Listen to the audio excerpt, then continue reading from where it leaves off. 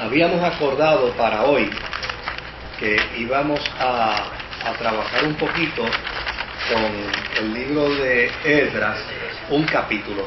Bueno, habíamos hablado de dos, pero yo no creo que podamos cubrir dos. Yo creo que podemos cubrir uno.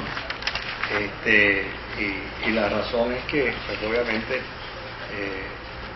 cubrir los dos no nos va a dar el tiempo para hacerlo.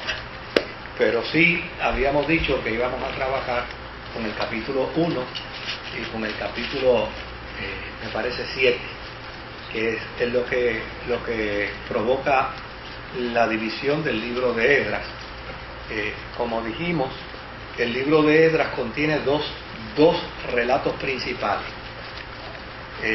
Y estos dos relatos principales tienen una separación cronológica de aproximadamente unos 60, 70 años. Siempre va a depender de los teólogos, ¿verdad? Pero más o menos tiene unos 60, 70 años de separación cronológica.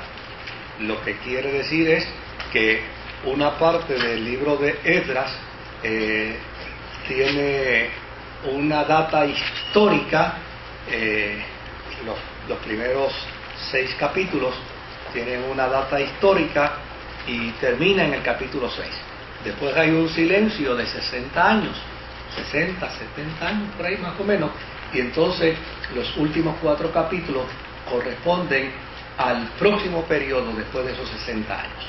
Y eso es importante, porque nosotros, a la hora de interpretar lo que se conoce en el campo teológico, a la hora de hacer la exégesis del texto bíblico, ¿verdad?, pues es importante conocer los datos dentro del contexto histórico, que yo creo que ese es el gran problema que se tiene hoy en día a la hora de hacer exposición bíblica. El desconocimiento histórico, ¿verdad?, es lo que ha provocado que la gente haga, en lugar de exégesis, haga eisegesis. Y yo tenía un profesor de Antiguo Testamento que decía que el problema de la eisegesis es que en la eisegesis se fuerza al texto a decir lo que el texto no dice. Y él decía, pues la gente saca de contexto el texto para tener un pretexto. Y a mí me llamaba mucho la atención la forma en que él lo describía, ¿no? Y desde luego es una gran realidad.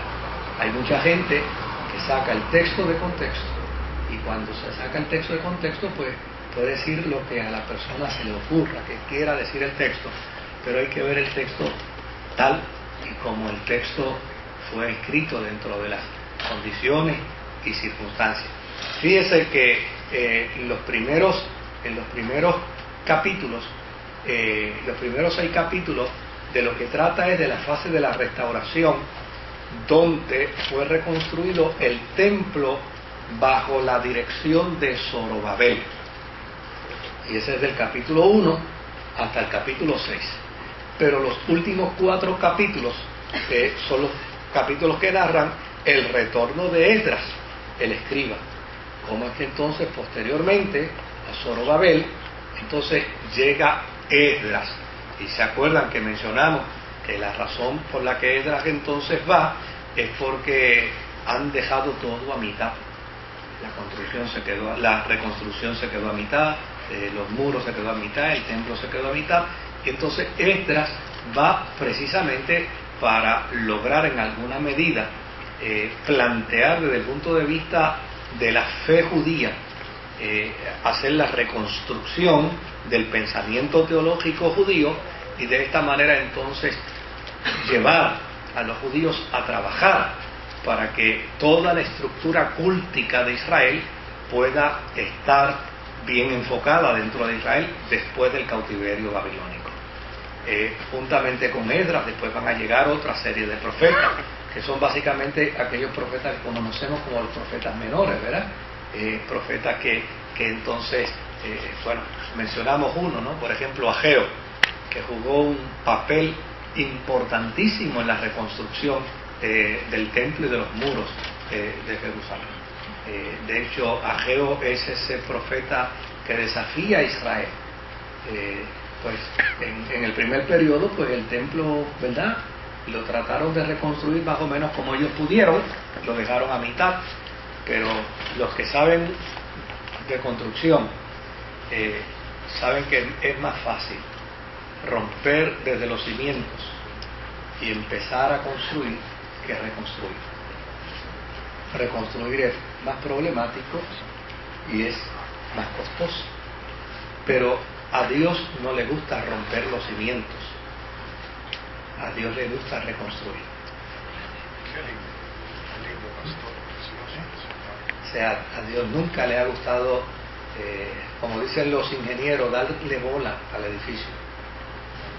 ¿Sabes lo que es darle bola, verdad? ¿Te has visto ese edificio, verdad? A Dios eso no le gusta. Esa herramienta a Dios no le gusta. A Dios le gusta reconstruir.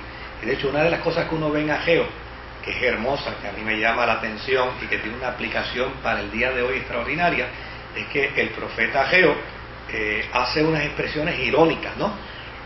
Pero de desafío. Y le dice, ¿qué tal? ¿Cómo les está quedando el edificio? A fin de cuentas no les está preguntando por el edificio, le está preguntando por el adefesio.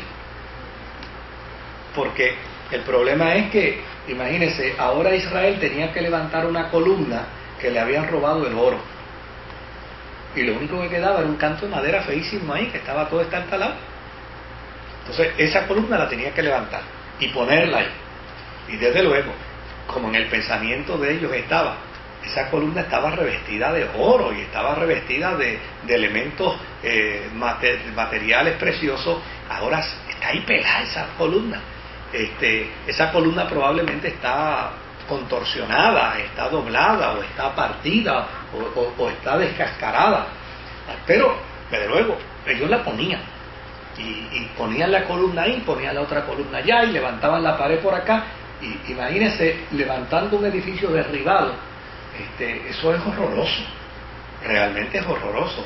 Si nosotros tumbamos este edificio y sin invertir un centavo lo volvemos a reconstruir, oiga, esto va a ser una porquería de 7 suelas. ¿Verdad? ¿Verdad? No difame a Nestalí, porque se lo digo. Ahora, fíjese qué dato interesante, que al final entonces viene el profeta y les dice, ustedes se estarán preguntando, ¿verdad?, ¿cómo es posible que a Dios se le haya antojado que ustedes reconstruyan esto de lo derribado? Pues yo quiero que ustedes sepan que de esto de lo derribado va a suceder algo que nunca ha sucedido en este edificio con anterioridad cuando estaba en todo su esplendor, porque por él pasará el deseado de toda la nación. ¿Y qué es lo que está diciendo? Oiga, por aquí va a entrar el Mesías. Y de hecho, Jesús entró a ese edificio. Entonces, es interesante porque a mí me parece que eso da mucha paz, sobre todo para aquellos que alguna vez en la vida nos caemos, para aquellos que alguna vez en la vida sufrimos, para aquellos que alguna vez en la vida padecemos. Pues la gloria postrera puede llegar a ser mayor que la primera. Pero eso va acompañado, ¿no?, dentro de este contexto histórico, dentro de este tiempo. Hoy vamos a ver el capítulo 1 de Esdras. Y del capítulo 1 de Esdras vamos a ver los primeros 4 versos. A ver qué nos plantean esos primeros 4 versos. Esos 4 versos primero dice, en el primer año de Ciro, rey de Persia, para que se cumpliese la palabra de Jehová por boca de Jeremías, despertó Jehová el espíritu de Ciro, rey de Persia, el cual hizo pregonar de palabra y también por escrito por todo su reino, diciendo, así ha dicho Ciro, rey de Persia, Jehová, el Dios de los cielos, me ha dado todos los reinos de la tierra, y me ha mandado que le edifique casa en Jerusalén, que está en Judá. Quien haya entre vosotros de su pueblo, sea Dios con él, y suba a Jerusalén que está en Judá, y edifique la casa a Jehová Dios de Israel. Él es el Dios, la cual está